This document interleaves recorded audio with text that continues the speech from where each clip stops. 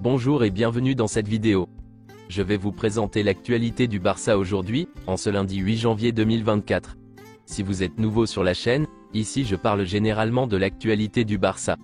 Donc n'hésite pas à t'abonner, et appuyer sur le bouton j'aime et un commentaire pour le référencement, et ainsi me soutenir. Voici mon compte TikTok, pour les intéressés. Merci, et commençons.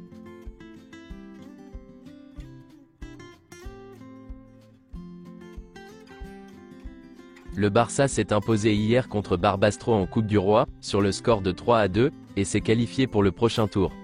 Les buteurs côté Barça sont Fermín López, Rafinha, et Lewandowski sur penalty. Voici quelques déclarations de Xavi après le match.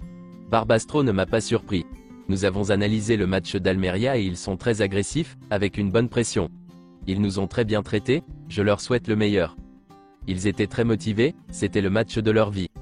Et avec un tel élan, si vous perdez du terrain, et que vous ne mettez pas toute l'intensité nécessaire, cela peut changer le cours du match.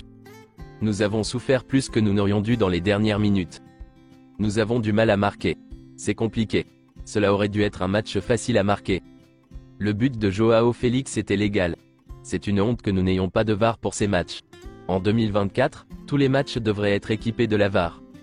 Il n'y a aucun problème avec les joueurs de Barbastro. Je viens de parler à leur entraîneur. Ne cherchez pas de tension là où il n'y en a pas. J'espère que la blessure d'Iñigo Martínez n'est pas grave, mais il m'a dit qu'il était blessé à l'autre jambe. Nous verrons aujourd'hui. Vitor Roque et Lewandowski peuvent jouer ensemble. Je pense qu'ils se complètent parfaitement et que Vitor Roque peut jouer à gauche. Nous sommes motivés par la Supercoupe. Ce mois-ci, la Supercoupe et, dans une large mesure, la Coupe se décideront. Lamine Yamal a manqué le match de la Coupe du Roi aujourd'hui contre Barbastro, en raison d'une suspension. Lamine Yamal avait reçu un carton rouge en janvier 2023, lors d'un match de la Youth Coupe du Roi, avec l'équipe jeune du Barça. Iñigo Martínez s'est blessé durant le match d'hier, et selon les dernières nouvelles il sera absent pendant 4 à 5 semaines. Il manquera la Supercopa, et l'objectif est qu'il soit prêt à 100% pour affronter Naples le 21 février. Comme je l'avais dit dans la précédente vidéo, Vitor Roque a été présenté le vendredi 5 janvier. Joan Laporta n'a pas assisté à la présentation de Vitor Roque pour des raisons personnelles. Voici une déclaration de Vitor Roque. C'est un rêve devenu réalité d'être ici. Avant mes débuts contre Las Palmas, Xavi m'a dit de rester calme. Mes coéquipiers m'ont très bien accueilli, de la meilleure façon possible. Rafinha aide beaucoup Vitor Roque. Il le guide, le conseille et lui apprend même des mots en espagnol. Les plans concernant Joao Félix n'ont pas changé. Le conseil d'administration et le staff sportif comptent sur lui pour l'avenir, et essaieront de trouver une solution avec l'Atlético Madrid ce mois-ci.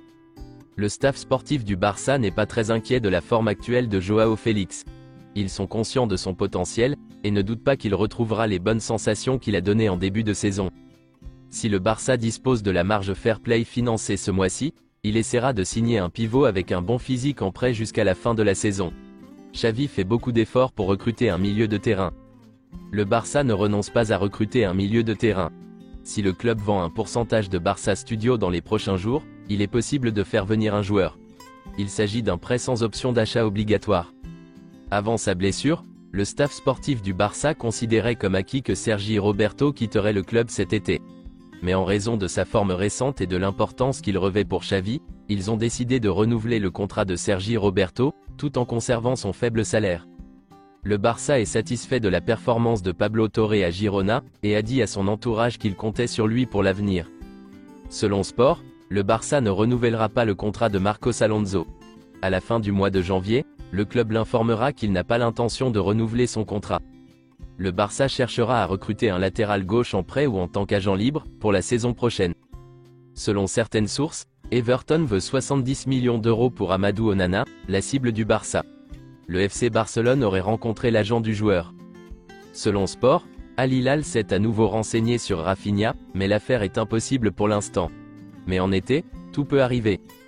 Toujours selon Sport, le Barça envisage de faire revenir Shadi Riyad pour 3,5 millions d'euros, et de vendre Christensen l'été prochain contre une grosse indemnité de transfert. Manchester United et Newcastle sont intéressés par la signature de Christensen cet été. Selon Mundo Deportivo, en Angleterre, on dit que Manchester United a proposé Raphaël Varane au Barça, pour 20 millions de livres sterling, qui équivaut à un peu plus de 23 millions d'euros. Jesse Lingard, qui n'a actuellement pas de club, a été proposé au FC Barcelone. Le club considère qu'il s'agit d'une option à très bas prix avec de l'expérience. Selon Mundo Deportivo, le Barça a décidé de faire signer Estevao Willian, surnommé Messinho. Plusieurs grands clubs sont intéressés, mais le joueur et son agent l'aideront à rejoindre Barcelone, et Palmeiras respectera la décision du joueur. Manchester City, Manchester United, Chelsea, Arsenal et le PSG font monter les enchères pour Messinho, mais le joueur ne veut pas dévier de son désir de jouer pour Barcelone. Si le Barça n'a pas encore bouclé la signature de Messinho, c'est uniquement en raison de sa situation économique. Et selon les règles de la FIFA, le Brésilien ne pourra pas arriver avant l'été 2025, une fois qu'il aura 18 ans en avril. La seule chose qui pourrait compliquer le transfert de Messinho à Barcelone, c'est qu'un club devienne fou avec son offre et fasse hésiter Palmeiras. Mais Estevao ne veut que Barcelone. Ronald Araujo reste la cible prioritaire du Bayern. Le Bayern serait prêt à payer plus de 70 millions d'euros, ce qui ne sera pas suffisant. Un transfert en janvier est peu probable, mais Araujo ne devrait pas prolonger son contrat avec Barcelone prochainement. Au Bayern, on pense que Ronald Araujo serait une solution parfaite pour la défense, comme Harry Kane l'a été pour l'attaque. Selon Mundo Deportivo, si Ronald Araujo envisage de signer au Bayern cet été, une indemnité de transfert devra être convenue. En été, l'offre devrait être d'au moins 100 millions d'euros. C'est tout pour aujourd'hui, et merci d'avoir suivi la vidéo. Mettez un j'aime si la vidéo vous a plu, et aussi un commentaire en donnant vos avis, et abonnez-vous pour ne pas manquer les prochaines vidéos. Merci, et à bientôt.